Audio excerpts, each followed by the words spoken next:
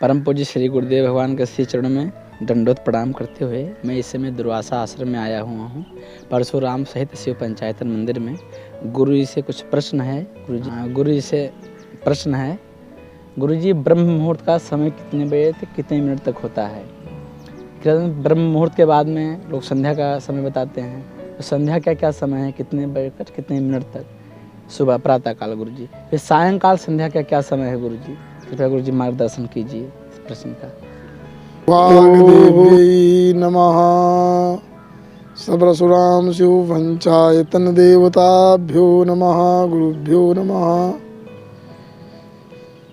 आज जो राजू सिंह के द्वारा प्रश्न आया है कि ब्रह्म मुहूर्त कहते हैं ब्राह्म मुहूर्त, तो ब्राह्म मुहूर्त के विषय में उन्होंने जिज्ञासा की है कि किस समय ब्राह्म मुहूर्त माना जाता है।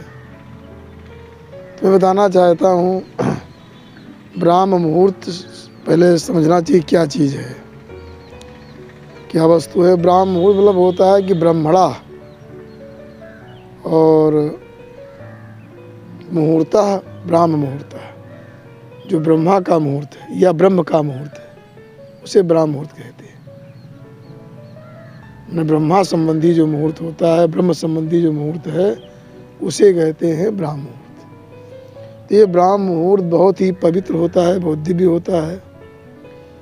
ये इसका समय जो माना गया है कि एक तो ये पक्ष माना जाता है, शास्त्रों में कहा गया है कि रात्रि का जो चौथा प्रहर है वो ब्रह्म मुहूर्त होता है।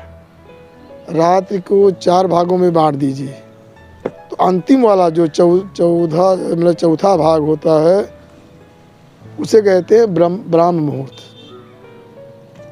और उसके बाद एक मत और है कि एक तो कहा गया है कि जो अंतिम मुहूर्त होता है, जो रात्रि के अंतिम प्रहर का जो अंतिम मुहूर्त होता है, अंतिम मुहूर्त को ब्राह्म मुहूर्त कहा गया है। जैसे आप जानते हैं कि लोग नहीं जानते इस विषय में ज़्यादा कि रात और दिन में 30 मुहूर्त होते हैं, 30 मुहूर्त होते हैं, और 15 मुहूर्त दिन में होते हैं, 15 मुहूर्त होते हैं रात में। तो जो रात में और एक मुहूर्त जो है होता है 2 घटिका, मुहूर्तम घटिका द्वयम। एक मुहूर्त 2 घटिका होता है। 2 घटी का मतलब हो गया, एक घटी होती है 24 मिनट की, तो 2 घटी होगी 48 मिनट की। तो 48 मिनट का जो है एक मुहूर्त होता है। तो एक पक्ष ये है कि जो रात्रि के जो चौथी याम है, 4 याम होती है रात में, चौथी याम का जो सबसे अंतिम मुहूर्त है माने 2 घटी, वो ब्राह्म मुहूर्त है। जैसे उसी में सूर्योदय तक का काल माना जाता है। ब्रह्म मुहूर्त सूर्योदय तक होता है, सूर्योदय जब हो जाता है वहाँ तक ब्रह्म मुहूर्त माना जाता है। तो इसलिए ये समझ लेना चाहिए कि चौथा चरण मानिए या मतलब 2 घटी का मुहूर्त 48 मिनट का ब्रह्म मुहूर्त, लेकिन विशेष माना जाता है चौथा पहर, पूरा चौथा पहर। उसमें भी और भी मतांतर हैं ब्रह्म मुहूर्त के विषय में। कहीं के दिए लिखा है कि रात्रे पश्चिम यामस्य मुहूर्तो यस्तृतीयकः सा ब्राह्मित विज्ञेयो विहिता सा प्रबोधनी। कुछ ग्रंथों में कहा गया रात्रि के जो अंतिम पश्चिम याम है, पश्चिम माने चौथा याम, 4 याम एक रात में 4 याम होती है, तो चौथा याम जो है जो होता उसके अंतिम जो तीसरा मुहूर्त होता है उसका नाम है ब्राह्म मुहूर्त।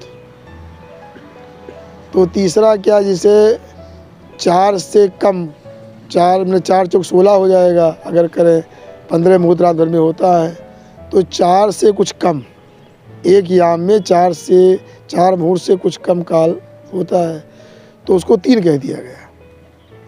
तो तीसरा मतलब वही अंतिम जो मुहूर्त होता है उसको ब्रह्म मुहूर्त कहा गया है। और अलग ग्रंथों में बताया गया कि रात्रे पश्चिम यामे तू घटिका षट्कमेव चा वेदाभ्यासम द्विजा कुर्यात् सा बेला पाठदायिनी। और बताया गया कि 6 घटी, दोनों ही 6 घटी मान लिया गया कि 6 घटी जो है वो ब्राह्म मुहूर्त होता है। वो जो है जो ब्रह्मचारी गण होते हैं, वेद पाठी जो ब्रह्मचारी होते हैं, बटुक गण होते हैं, उनके लिए वेद पारायण का, वेदाभ्यास का उत्तम समय माना जाता है, क्योंकि वो पवित्र होते हैं और हाथ पैर धो करके कुल्ला करके वो अपना वेदाभ्यास करते हैं। इस प्रकार से दो प्रकार से ब्राह्म मुहूर्त बताया गया है। तो इस मुहूर्त में व्यक्ति को के लिए बताया गया कि बहुत पवित्र है और इसमें मुख्य रूप से ब्रह्म चिंतन करना चाहिए। ब्रह्म माने एक होता है वेद और ब्रह्म माने एक परब्रह्म होता है, दोनों का चिंतन इसमें करना चाहिए। तो इस प्रकार से ये उसी के लिए काल होता है। इस समय मन बड़ा पवित्र होता है। इस समय जो रात में जागते हैं तो उनके जागने का बहुत बड़ा जो है पुण्य प्राप्त होता है।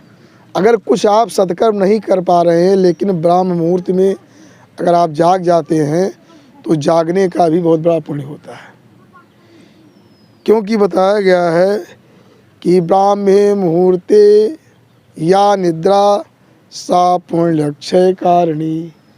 जो ब्राह्म मुहूर्त की जो निद्रा होती है वो पुण्य का नाश करती है। इसलिए कभी जो क्यों पुण्य आज नष्ट हो रहा है, क्योंकि ब्रह्म मुहूर्त में लोग आज सो रहे हैं। जिस समय जागना चाहिए उस समय सोते हैं और जिस समय सोना चाहिए उस समय जागते हैं। ये वेद पाठ का समय होता है, ये संध्योपासन का समय होता है। अभी पूछा संध्योपासन समय भी यही होता है। लिखा है हमारे ज्योतिष शास्त्र आदि में सब जगह कि संध्या मुहूर्त मात्रंतु, संध्या को एक मुहूर्त का समय बताया गया है जिसमें सूर्योदय या सूर्यास्त हो जाए, सूर्योदय हो और सूर्यास्त हो जाए। मतलब इधर जो प्रातः काल सूर्योदय के पहले से ब्राह्म मुहूर्त शुरू होता है, सूर्योदय तक रहता है। और मतलब ये संध्या काल भी जो है 48 मिनट का होता है। और सायंकाल पहले आरंभ होता है, सूर्यास्त तक रहता है। ये दोनों उभय संध्या काल माना गया है। दोनों बहुत आवश्यक होता है, क्योंकि मनु आदि जो ऋषियों ने यही बताया, मनु ने बताया है कि उभयोर संध्योर वेद विद विप्रा, मतलब संध्योर वेद विद विप्रा। संध्योर माने उभयोर, मतलब दोनों संध्याएं, प्रातः सायं दोनों संध्या करना चाहिए। अगर कोई ब्राह्मण वेद आदि का अध्ययन ज़्यादा नहीं किया है लेकिन अगर नियम से उभयकालिक संध्या करता है तो उसको वेद पढ़ने का पुण्य प्राप्त हो जाता है। इतना महत्व संध्या का है। तो संध्या समय से करना चाहिए। संध्या सदैव जो है प्रातः काल सूर्योदय से पहले ही आरंभ हो जानी चाहिए और सूर्योदय हो जाए वहाँ तक। और इधर सायंकाल सूर्यास्त से पहले संध्या आरंभ कर देना चाहिए। ये संध्या का मुहूर्त हुआ। और संध्या के समय जो है मैं बता रहा हूँ कि सोना बहुत बड़ा एक अपराध होता है। निद्रा नहीं होनी चाहिए उस समय, पता है ना, पुण्य का नाश कर देती है। आजकल जो पुण्य क्यों नष्ट हो रहा है, लोग ये परंपरा बन गई जहाँ देखो वहाँ, और उनकी प्रतिभा क्षीण हो रही है, बुद्धि क्षीण हो रही है, क्योंकि वो लोग जो है प्रातःकाल ब्राह्म मुहूर्त का दुरुपयोग कर रहे हैं। वो सो कर बिता देते हैं, जो इतना कीमती सबसे विशेष मुहूर्त माना जाता है अध्ययन के लिए, ब्रह्म चिंतन के लिए, स्वाध्याय के लिए, उसी काल को लोग नष्ट कर रहे हैं। तो इसलिए मैं बताना चाहता हूँ कि संध्या काल को, जो संध्या काल में सो जाता है, बहुत बड़ा अपराधी माना गया है, बहुत बड़ा अपराध है। मैं पहले भी बता चुका हूँ कि एक बार पहली बार जब श्री राम जी लक्ष्मण जी जब विश्वामित्र जी के साथ गए थे वन में, तो इतना चलना पड़ा पैदल। सत्संग हुआ, देर में विलम्ब से सोए तो सवेरे ब्राह्म मुहूर्त आ गया और सोते रह गए। तब वहाँ विश्वामित्र ने जगाया, कहा ये अपराध बन जाएगा। तो उन्होंने कहा, वाल्मीकि रामायण में आया है, वाल्मीकि जी ने लिखा है कि विश्वामित्र जी ने श्री राम और लक्ष्मण जी से कहा कि कौशल्या सुप्रजा राम कौसल्या सुप्रजा राम पूर्वा संध्या प्रवर्तते उत्तिष्ठ नरसार्दूल कर्तव्यम दैवमानिकम। उत्तिष्ठ नरसार्दूल, आप नरसिंह हैं, जल्दी उठो और नित्य कर्म करो, ये समय बीत रहा है। और विश्वामित्र जी के उन उदार पवित्र वचनों को सुनकर के श्री राम राजकुमार श्री राम और लक्ष्मण जी ने अपना कितोदको वीरो जेपतु परमम जपम, नित्य कर्म करते हैं, संध्योपासन करते हैं, तर्पण करते हैं, क्योंकि ब्रह्मचारी को भी तर्पण करना चाहिए, यमराज तक उनको भी तर्पण करना चाहिए। इस प्रकार से वाल्मीकि रामायण में आया है। तो इसलिए ये समय बहुत ही कीमती, बहुत महत्वपूर्ण होता है। इसका अगर दुरुपयोग करेंगे तो जीवन बहुत आगे ज़्यादा अच्छा नहीं चल पाएगा। तो इस प्रकार से कहा गया है कि और धर्म अर्थ का भी चिंतन करें। आप धर्म का धर्म कैसे करें, धर्म की हमको लाभ, धर्म लाभ कैसे हो, हमको जो है अर्थ की प्राप्ति कैसे हो, ये सब कुछ, ये हमको क्लेश का कारण क्या हमारे पास, विचार करो, आपको उत्तर मिल जाएगा। ब्रह्म मुहूर्त में जैसा आप प्रश्न करेंगे उसका उत्तर आपको मिल जाएगा। उसमें ऋषियों की कृपा होती है।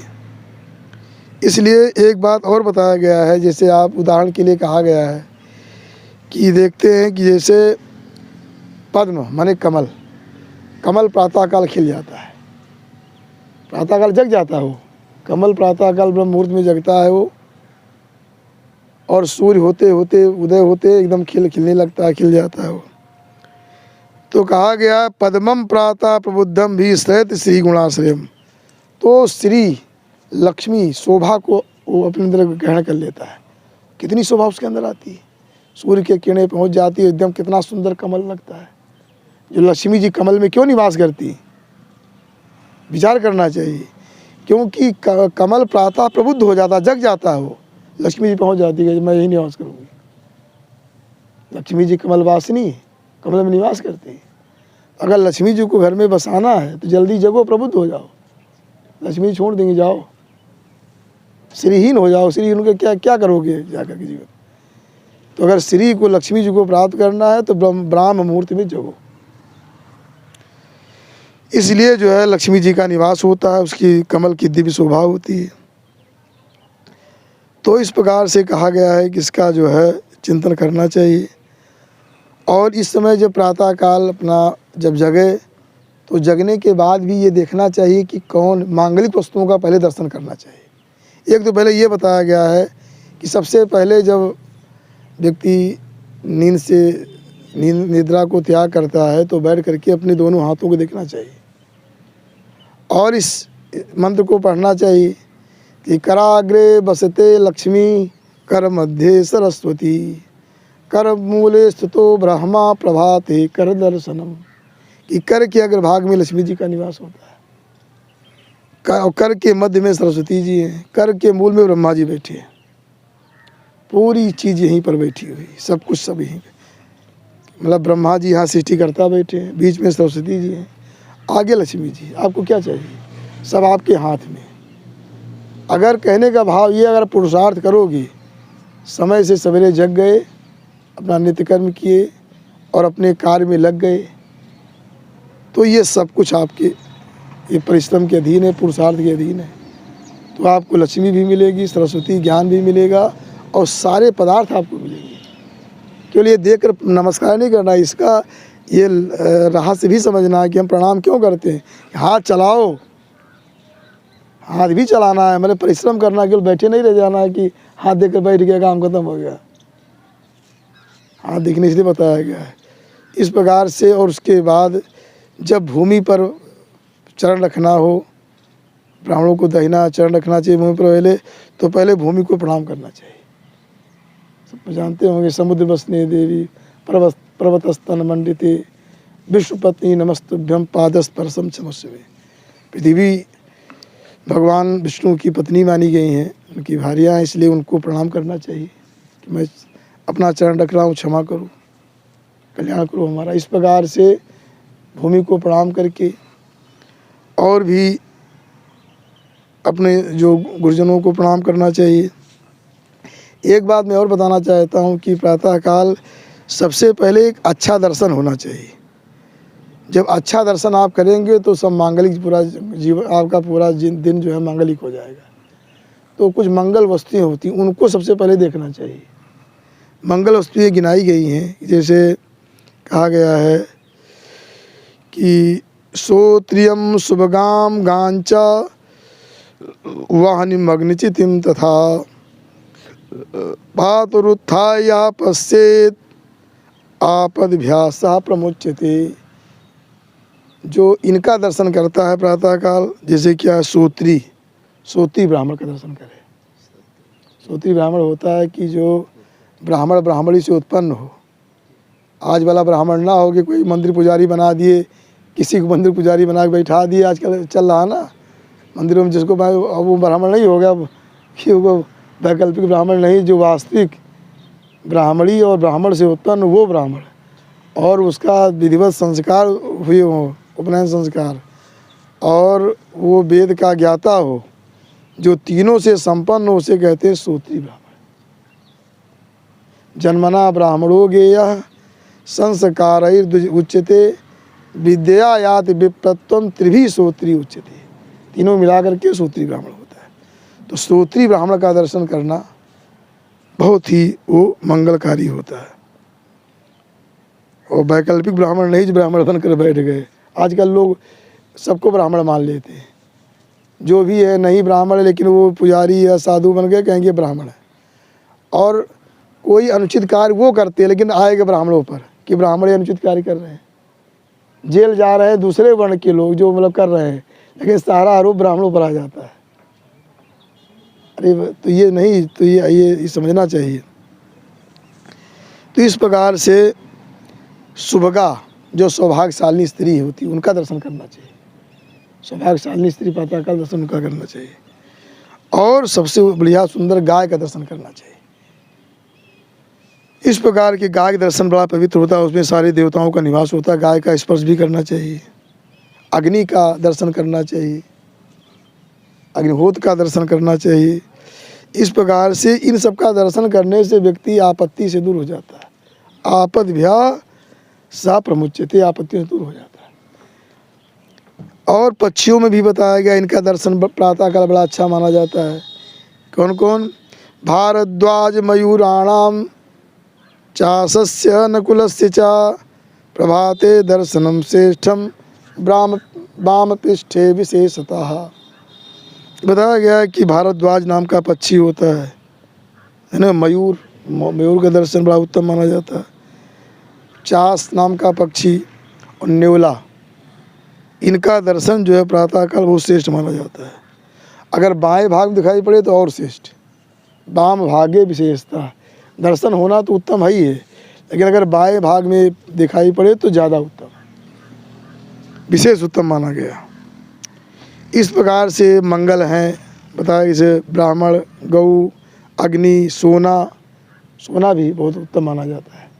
सोने का दर्शन, सोने का स्पर्श, और घी का दर्शन भी वो पवित्र दर्शन माना जाता है। भगवान सूर्य का दर्शन प्रातःकाल अवश्य में सूर्य दर्शन, जैसे सूर्य उदय हो उसके बाद भगवान सूर्य का दर्शन करना चाहिए।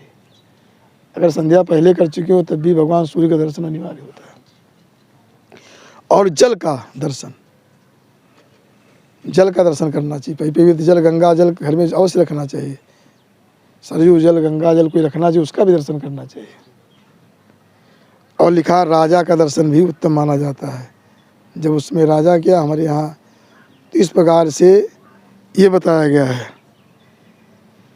तो ये जो है दूसरी बात इनका ये मंगलिक बताया गया। और प्रातःकाल उठ करके जो है अपने जैसे उठे, अपना मुंह हाथ कुल्ला कर लिए, हाथ मुंह धो लिए, और बैठ करके पहले कुछ गणेश आदि देवताओं का कुछ इनका स्मरण करना चाहिए। किसी को स्तोत्र याद है, मान लिया गजेंद्र मोक्ष याद है, उसको अपना कुछ देर गुनगुनाए, अपना मंद स्वर में अपना उनका भगवान स्मरण किए। उसके बाद जागे तो अपना नित्य कर्म किए, फिर अपना संध्योपासन किए। लेकिन ये सब चीज़ें स्तोत्र आदि चिंतन स्मरण ये सब पहले भी कर सकते। बिस्तर शुद्ध है, उठे, अपना मुँह कुल्ला किए, हाथ पैर धो करके अपना ये सब भी करना चाहिए। इस प्रकार से। और एक बात जो है महाभारत में व्यास जी ने दोनों हाथ उठाकर कहा है। दोनों हाथ पकड़ चिल्लाकर कहा व्यास जी ने। एक बात मैं बता रहा हूँ, व्यास जी का यह वाक्य है कि ऊर्ध्वबाहुर्विरौ में स नाचा कश्चित् चिणोति में धर्मादर्थश्च कामश्च सा किमर्थम न सेव्यते। उन्होंने कहा मैं दोनों बाहें उठाकर चिल्ला रहा हूँ, सुनो मेरी बात, मैं सत्य कह रहा हूँ कि जो कोई व्यक्ति अर्थ माने धन और काम को चाहता है तो वो धर्म से चाहो।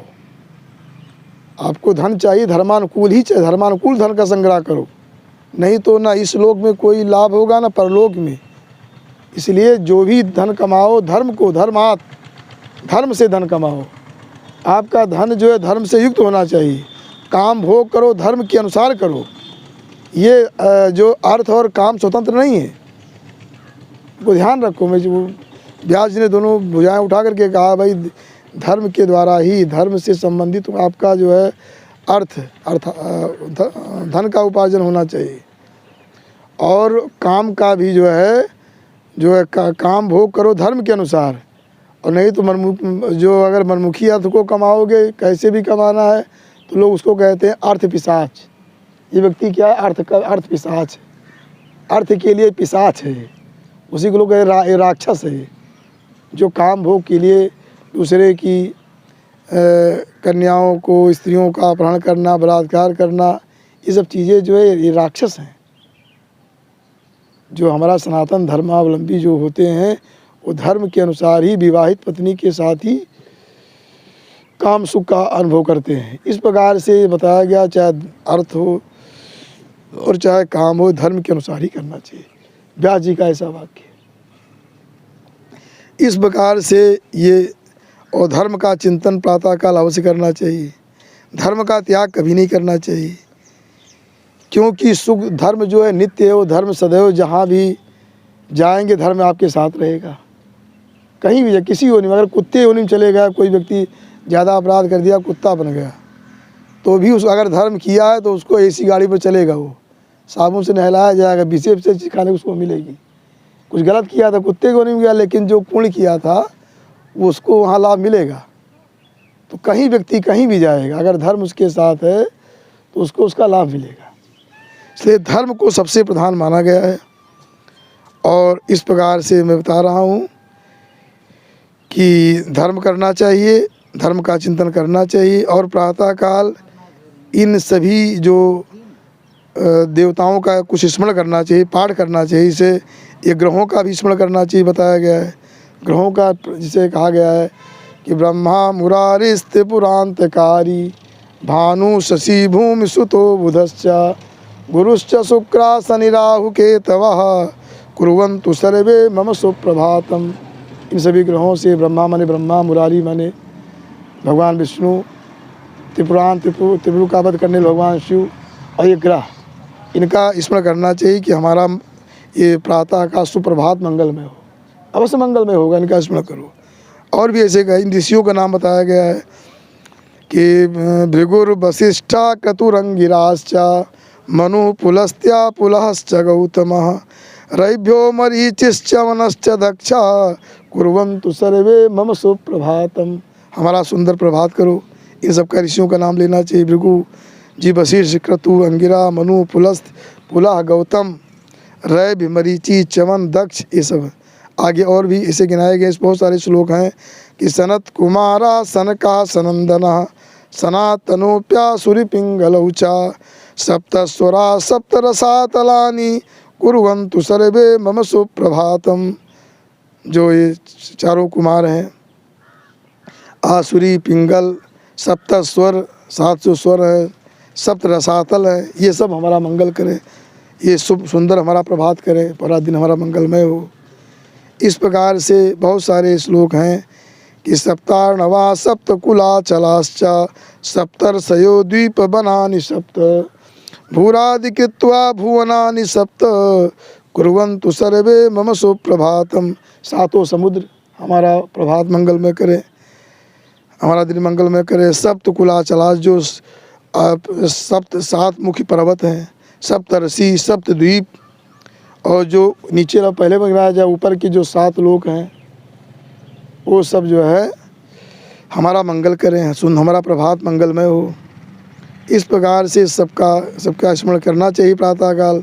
पृथ्वी सगंधा सरसास्तथापः स्पर्शी च वायुर्ज्वलना सतेजा नभास शब्दम महता सहिते कुर्वन्तु सर्वे मम सुप्रभातम।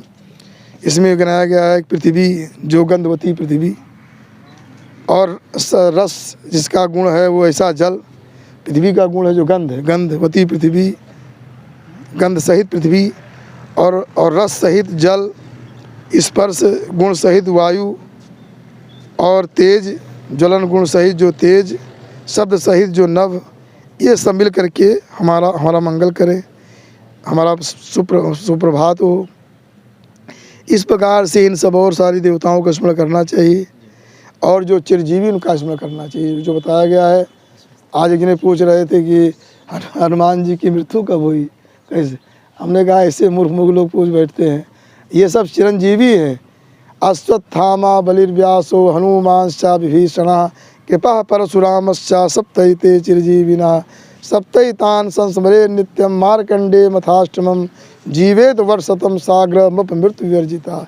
ये सब आज भी जीवित है, चिरंजीवी है। 7 ये 8वें मार्कंडे, अश्वत्थामा बलि व्यास हनुमान जी विभीषण कृपाचार्य परशुराम मार्कंडे जी, अगर 8 हो जाते हैं। और ये चिरंजीवी, इनका स्मरण करने से हम भी चिरंजीवी हो जाते हैं। इस प्रकार से ये ब्राह्म मुहूर्त की बहुत बड़ी महिमा है, इसका सदुपयोग करना चाहिए। इससे जो है, जो हमारे युवा लोग हैं जो इस प्रकार से भटके हुए हैं, उनका भटकाव दूर हो, अपने लक्ष्य को प्राप्त करें। इसी शुभकामना के साथ वाणी को विराम। असतो मां सद्गमय तमसो मां ज्योतिर्गमय मृत्योर्मामृतम गमय। ओम शांति शांति।